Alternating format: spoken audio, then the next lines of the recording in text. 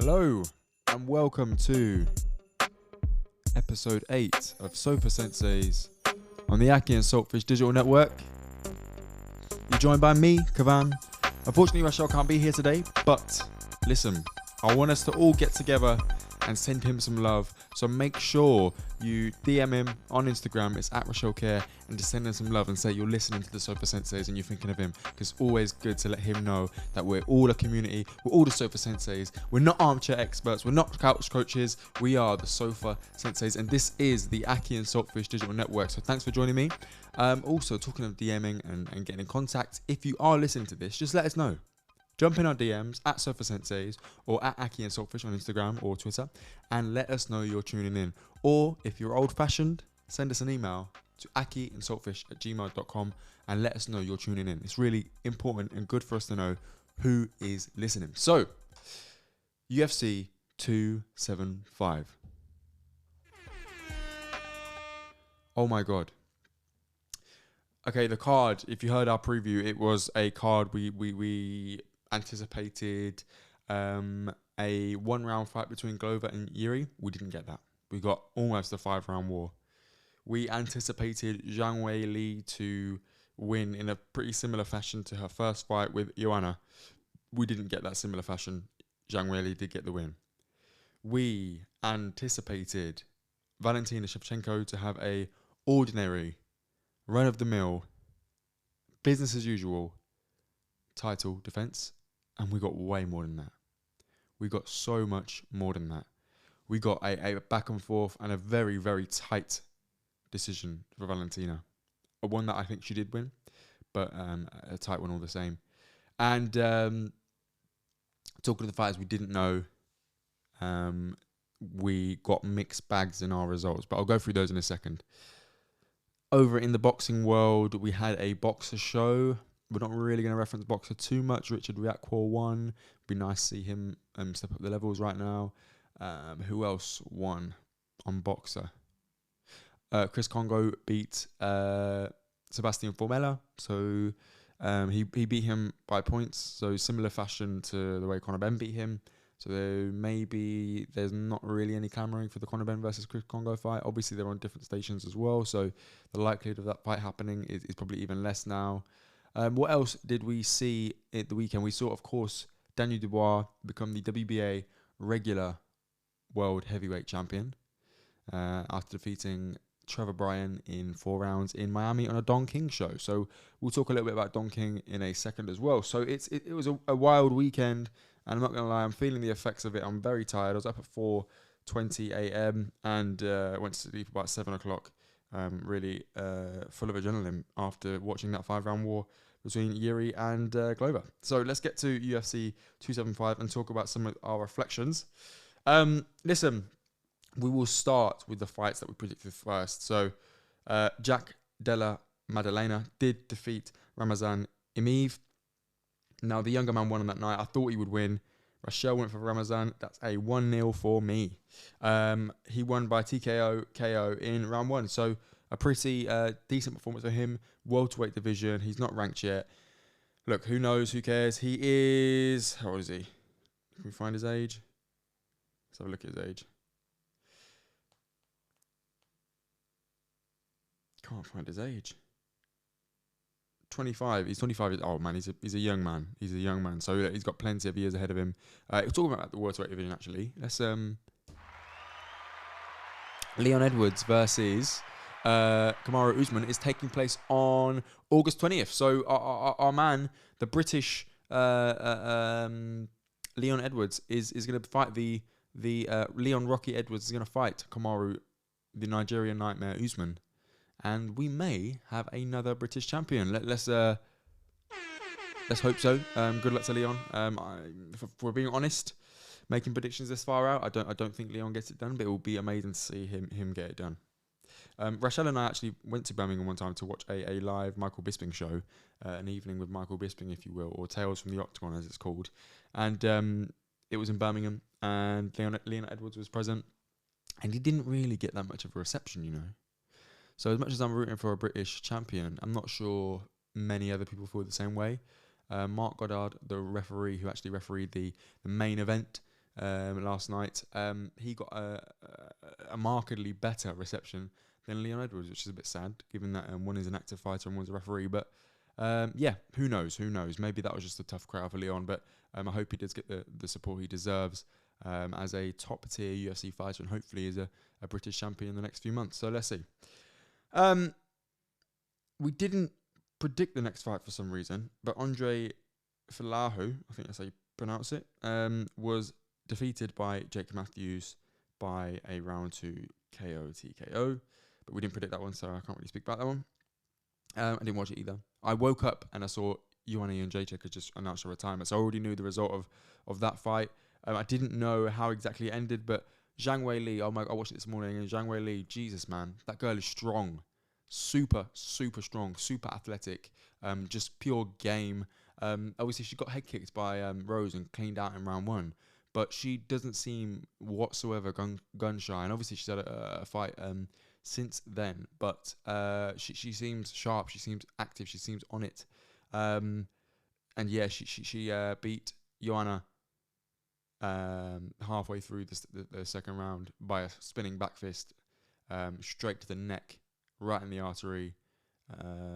Cleaned her out. Joanna fell face first. A sad sight, to be honest with you.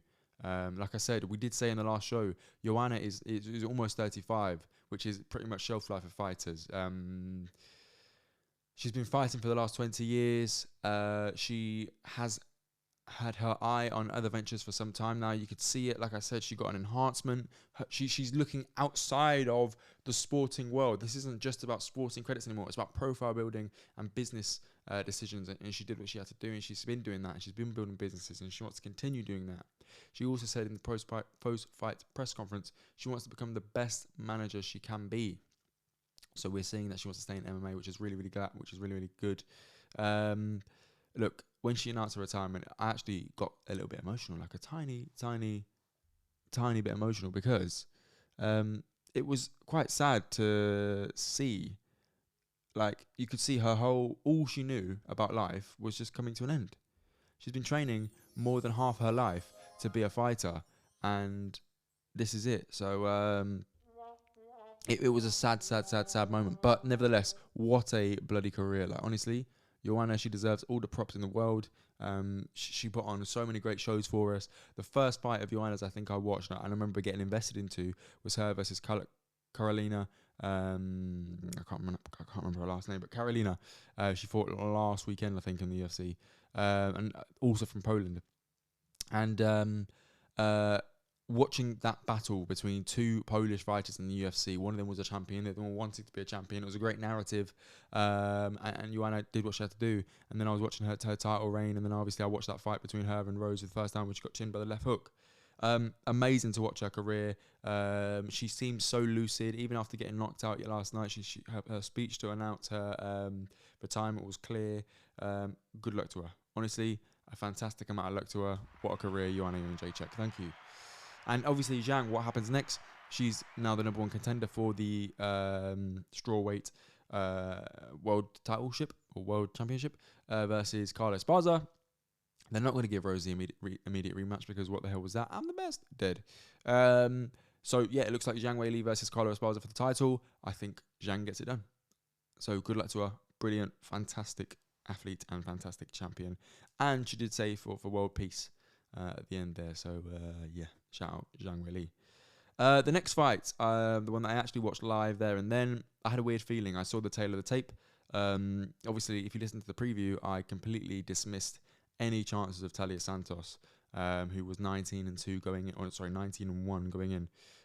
Dismissed all of her chances. Just said it was going to be another run-of-the-mill performance for Valentina. That wasn't the case. That was not the case. My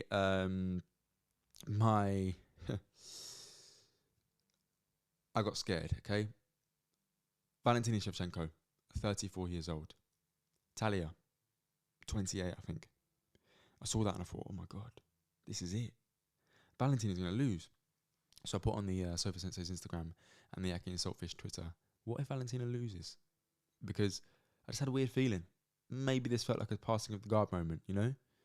I haven't heard anything from Talia in the lead up to the fight. Didn't even bother watching any interviews, anything like that. Just didn't bother. I watched a few Valentina interviews, and it was just, again, it's very run-of-the-mill, very business as usual, and so it should be. She's a dominant champion, 6 title defences. This was her 7th. She doesn't look like she's been in any trouble in and amongst people in her own weight class, let alone the weight above. She just lost on points to Amanda Nunes. Round 1. Jesus. It looked like Valentina was just getting beat. Like, she just wasn't as strong as Talia in the first round. Didn't seem like to me. But she kept initiating clinches, kept initiating takedowns, which put her in Anyway, put her in bad positions. Obviously, listen, this happens when I'm tired. My ability to select words is limited. But yeah, put her in really bad situations, and that seemed like a silly move from my perspective. Anyway, round 2 was a round I felt like it was for Valentina. I think in round 1 she was caught in a potential rear naked choke, but landed some great shots from her back. So yeah, it was good. It was a good showing. Round 2 did what she had to do. I think she just about nicked the round, but again was being exposed a little bit in the clinches and in the takedown department on the ground sort of thing. Yeah. Round 3 was a Talia Santos round, fairly dominant. Again, a lot of it was just strength, and like in the striking department, Valentina was miles ahead, but on the ground or in any sort of grappling exchanges, Talia was definitely closing that gap. Round 4 and 5 were championship rounds for Valentina. Didn't think there was any dispute amongst those. But it was a nerve-wracking affair. I wasn't confident that Valentina got the decision when it was announced. Looking back, I definitely do think she won. So congratulations to her. Not every championship run is going to be easy, but she is still a champion. So congratulations to Valentina. Our predictions were correct, but certainly not in that way. I did not anticipate it to go that way. And shout out to Talia Santos. Listen, at the end of the day, she's made a great name for herself. I did not care for her before this fight, and now I'll be tuning in for her next fight and see if she can take it from the champion. It is interesting to note as well that Valentina did not necessarily call for any sort of rematch. She said she'd like to fight a few people, and none of the names mentioned were Talia Santos. Some of the names mentioned were Misha Tate, which would be an interesting fight, a former champion, but I think in the weight class above. She's cutting weight to 125 and is going to fight, what's her name? Lauren Murphy. Next, if she wins that, I don't think she will. If she wins that, then she may well then fight Valentina for the title, which will be an interesting name value fight at least. But I think, again, a run-of-the-mill performance for Valentina to secure the win. Valentina is 34. She's about 6 months younger than, what's her name, Joanna Jędrzejczyk. Jędrzejczyk has just closed her career, and to be honest with you, although she's on, I think it's like, she's lost 4 of her last 6. I still think Joanna has something to offer the division, but I'm also equally happy, if not a little bit more happy, that she has retired after that loss, because listen, you can have more to offer, but there's no need to be fighting until the well is completely empty. Leave a little bit in the tank, why not? She said she wants to train with Rose still and those sorts of things, so she's still going to stay active in the sport, just not compete, which is, I think, a great idea. Valentina, 7th straight title defense. It's the most in UFC history for women, and a great career, an iconic career. When does it end? How does it end? Questions I always ask myself about these sorts of fighters and these sorts of careers. I don't know. I think the end is probably closer than we think, to be honest with you. I hope whatever happens, Valentina goes out on her own terms. Best of luck. The main event. Wow, Jesus, man. Let me just... Like I said, I expected this fight to last 1 round. In whoever's way, I was leaning towards Glover. I thought the old man would get it done because of his experience, because of his versatility, and because of his toughness overall. Despite having a little bit of a suspect chin, but it is what it is.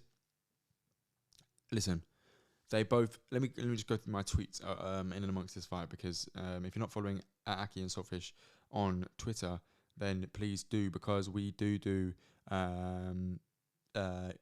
up-to-date, as they happen, fight commentary sort of thing. So, both men survived round 1. Glover dominant until the last 22nd. Still anyone's fight. Wow. So that was my thoughts after round 1. Okay, Glover is a dog. He's a dog. As simple as that. And you can see that from the thumbnail of this podcast. Like, he just takes damage and he keeps going forward like a Trojan. 2 rounds Glover was my comment on the second round. Jiri, he won round 3. Legend. Stuck it on Glover a little bit. Was performing a little bit better than everyone expected on the ground. Definitely had the edge in striking. Ridiculous power, ridiculous speed, unpredictability as well, but still definitely vulnerable. Because of his unorthodoxness, he was still certainly very vulnerable. And Glover explodes with the right hand, and then follows it up with a left hook, which is just mean. And caught Jiri a few times, but still at round 4, Jiri. I was unsure about a round 4 for Glover, but I went with it anyway. And in round 5, I was sure that if Glover won that, he would have won the fight. And with 20 seconds to go, bear in mind, round 5 as well, Glover lands a mean right hand, boom, straight on the jaw, and then he pulls a guillotine. What? Bro, listen, when you had him rocked, you should have just kept fighting him, because he was maybe 2, 3, 4 punches from being out. But instead, got him in a guillotine, gave him a little bit of a chance to recover. Bear in mind as well, this is round 5, so they're all sweaty. So getting a guillotine and getting a tight one and keeping it there, the chances are slim. To do that when you had a man hurt is just poor fight IQ. Look, I don't mean to say that in a judgmental way. Big man, if I caught a man rocked in round 5, I may well have put him on a guillotine as well, bro. I'm not a fighter. Glover should know better. He's a 42-year-old fighter, one of the oldest in the UFC. He should know better. I'll tell you who would know better. Jon Bones Jones. Jon Jones may not know right from wrong in the real world, but he knows right from wrong in the octagon, that's for sure. Yeah, I was watching this fight between Jiri and Glover and thinking, Jesus Christ, man, how good is Jon Jones? How good is Jon Jones? He dismantled Glover. Dismantled him. He would dismantle Jiri Prochazka. Jon Jones is on a different level. You can't mention Jon Jones. And with that being said, I'm going to move on from Jon Jones. Back to the Jiri versus Glover fight. Absolute war. Fantastic. And you know what? Jiri surprised me on the ground, particularly around that finish and all his rolling. Listen, I'm not a jiu-jitsu expert, right? But you don't see guys get up from Glover when he gets mount. You don't see guys get up from Glover when he's on mount, mate. When he's on top. In mount position. Full mount position, whatever you want to call it. Madness. And he did it. And then he choked Glover out. First submission loss of Glover's career. Jesus, at 42 years old. Listen, Glover looked all right, though. He looked good, to be fair to him. I'd like to see Glover call it a day. I think he's had his Indian summer, so to speak. He's definitely at the twilight of his career, and I think it's time to wrap it up. He said he's going to keep going. He said, do you want to see me keep going? And DC said yes. I don't know. He looked old coming into the octagon, that's for sure. Body shape wise and all those sorts of things, and in his face, he's gone through a few wars, hasn't he? It is Jiri's time. Good luck to him. I think he said Jan is next, Jan Blachowicz. So yeah, should be a good fight. I see Jiri getting that one done. Jiri was disappointed in his performance as well. It's worth noting. Said it was a horrible performance and he could do better. Yeah, he should have done better, to be fair.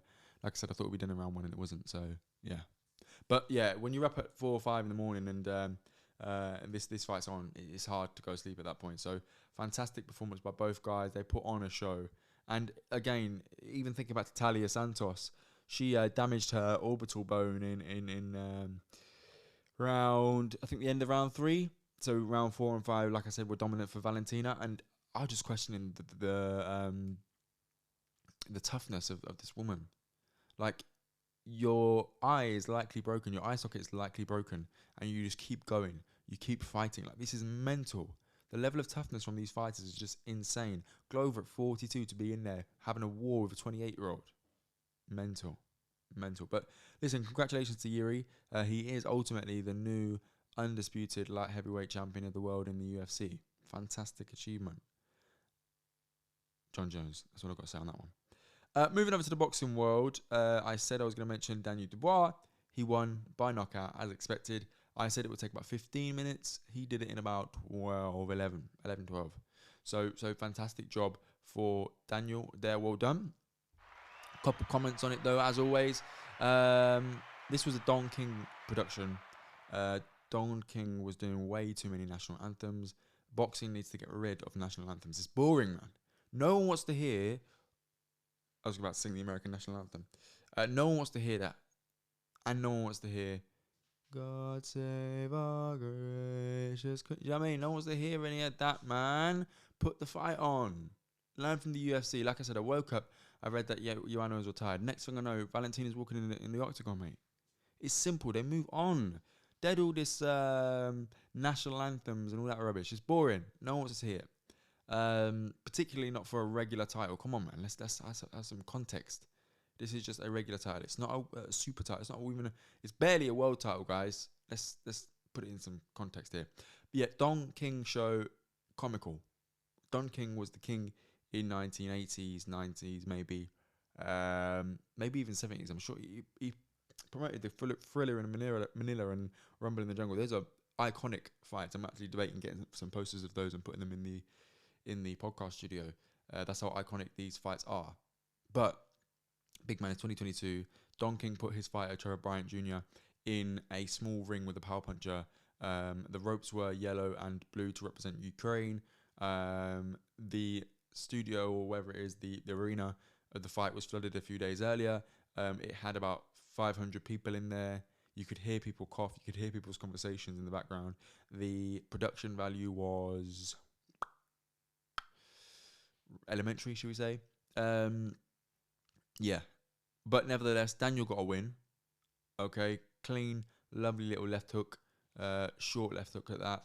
Cleaned out Trevor in the 4th round. I did have a feeling that maybe Trevor was getting a bit clever and he was going to sort of cover up, roll the punches, etc., and just ride it out to the end of the fight and lose on points that way, or try and drag Daniel into deep waters and then defeat him that way. That didn't happen. And in the end, Daniel got to him. Daniel is still definitely a learning fighter. He doesn't seem fluid. He hits hard. That's about his redeeming quality right now, and he is developing a couple combinations which you can see the Shane McGuigan effect on him, so that is good to see. They called out Dillian Whyte. I think that's a little bit premature. I think Dillian Whyte would still deal with someone like Daniel Dubois despite his power punching. I think Dillian Whyte would get it done, and potentially by stoppage as well, because I think Dillian Whyte's got a bit of a bigger dog in him than Daniel Dubois has got. So, yeah, fantastic performance nevertheless. A couple comments on the WBA regular title quickly. Obviously, people are calling it a world title. It's simply not. Like, Usyk is the WBA world heavyweight champion of the world. Simple as that, okay? This title, people like to say, well, David Haye won it and he was a legitimate world champion. Yes, that's a interesting point you make, because at the time when David Haye was the WBA world heavyweight champion of the world, in about 2009, I think it was, there was only one WBA heavyweight championship, the one that was held by David Haye. When he fought Klitschko, and Klitschko won that fight because he broke his toe, David Haye, that is,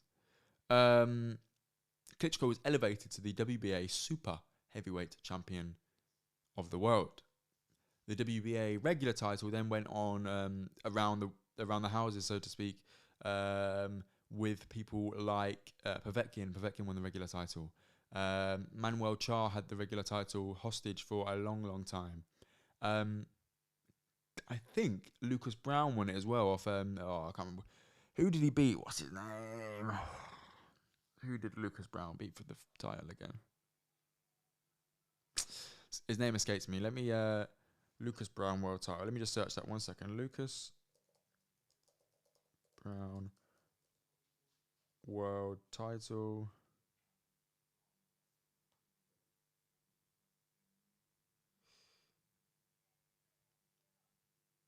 Let's see. When he stopped, Chagayev, Ruslan Chagayev. Yeah.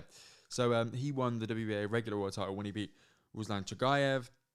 Those are the few notable names that since David Haye have won the regular WBA world title. So yeah, people can't claim that lineage is the same belt that David Haye held. It's a different belt, okay? Nevertheless, obviously it makes Daniel Dubois a bit of a mandatory for Usyk Joshua winner. It's too soon. it's too soon. This is one of the dangers when you elevate a fighter this much. It is too soon. Sometimes you end up rushing their careers. We've already seen what happens when you put Daniel Dubois in with somebody who isn't he isn't ready for in Joe Joyce, and he got his eye socket punched out. So again, questioning the toughness of these fighters. He got his eye socket bust and then carried on for rounds, fighting a guy with 7 times bone density of the average human. Yeah, wild. But yeah, that was Daniel Dubois. Obviously, you can probably still tell I'm incredibly tired, so I'll keep this one short. Next, we Boxer happened. They had a show last night. I don't know the headline. I can't remember. Maybe it might have been Richard Riakporhe versus some guy beginning with T. I can't remember his name. Stopped him with a body shot. Moved on from that. Vidal Riley knocked someone out, so it was good to see him showcase his power. Really good. It looked sharp as well. Looked quick. Great knockout. Again, obviously the only thing you do is question the level of competition, but it is what it is at this stage of his career, isn't it? Who else? What else was I going to say about the box? Oh, yeah. Let me just go over to my Twitter. Somebody tweeted something that I wanted to bring up on the podcast today. I think we had Lauren Price, Olympian, fighting. And this was her debut. And this guy called Dewey Powell, that's Dewi Powell, on Twitter. And he said a few things I didn't like about this promotion of Lauren Price this weekend. I'll start with revealing her opponent 2 days before the fight. That isn't good enough for an Olympic gold medalist. She's an Olympic gold medalist and they're announcing her pro debut 2 days before the fight. Listen, the debut itself has been in the making for a long time and they should have announced it and had an opponent in and secured way before 2 days before the event. Again, it doesn't look good. If you didn't know, Lauren Price is also a lesbian. And Adam Smith made this comment at the pre-fight press conference this week. He said, did she sign with Boxer because of Ben Shalom's good looks? Now, obviously, that's just a generally sexist remark, I suppose. Definitely not something that would have a bearing on a professional fighting promotional contract. Not something that is relevant, really, and obviously not fitting for Lauren. This guy also said, Dewey Powell also noted that it's Pride Month, and to say something like that is completely tone deaf. After the fight, during Lauren's post-fight interview, they just stopped it and declared that they'd signed Joseph Parker as a promotional company. So again, you've got this gold medalist who just won her pro debut. This is AJ territory. This is Nicola Adams territory. This is Katie Taylor territory, potentially the biggest fighters in the UK. And you cut short her first pro debut post-fight interview to discuss a fighter you've just signed who in the UK has a decent profile, but nothing major. You know what I mean? Don't know. Yeah, could not have been put elsewhere. Just got some good points from Jiri there. So just I saw it on my Twitter and I thought I'd bring it up on the pod, man. It was good to have his opinion on the pod. So if you are listening, Jiri, I doubt you are. Great comments. We agree. Fight World. I think that's pretty much what happened last night. It was crazy. Just props to Zhang Weili, props to Jiri, props to Glover, Joanna Jacek, Valentina. I was surprised at, and I think we're not far off from seeing her lose. But God forbid. Let us know your thoughts. As I said at the start of this, please let us know if you're listening. It's really good to know who's in tune and what your thoughts are as well. In days like this, it would be great to have you guys call in, share your thoughts of the fight as well. That'd be cool. Maybe that's something we can develop as time goes on. Let us know if you're interested. This has been Sofa Sensei's on the Akhi&saltfish Digital Network. If you have any questions for us, or if you just want to get in touch and say hello, we are available on email, akhiandsaltfish@gmail.com. We're also akhi&saltfish on Twitter and akhi&saltfish on Instagram. We have a Instagram account for the Sofa Sensei's. It is at Sofa Sensei's. We're doing some great things in the next few days, so please keep an eye on our social media. We're always posting things that we think you're going to find interesting. Let us know if we're getting it right. It's also worth noting as well that right now we have the Yuma's Kitchen Before Our Friends Die episode out, a fantastic look into the local business that is Yuma's Kitchen, how they're expanding not only into Milton Keynes but in their community work globally. It's fantastic, and I'm really excited and grateful for all the positive feedback that we've got so far on that episode. We've also started sponsoring that post on Instagram, so you may well see it in and amongst your stories or in and amongst your explore page, etc. So hopefully, if you do see an ad, screenshot it and let us know, because we'd really be interested to see who's singing it and how far they are. Check it out. Let us know your thoughts. It's been fantastic. I am incredibly tired, but always grateful to be able to sit down and talk to whoever's listening about these fights. It's a genuine passion of mine, and I love to discuss the fights. You could say I'm an armchair expert. You could say I'm a couch coach, but you must say I am the Sofa Sensei. Thank you very much. Take care. Have a great night, and see you soon.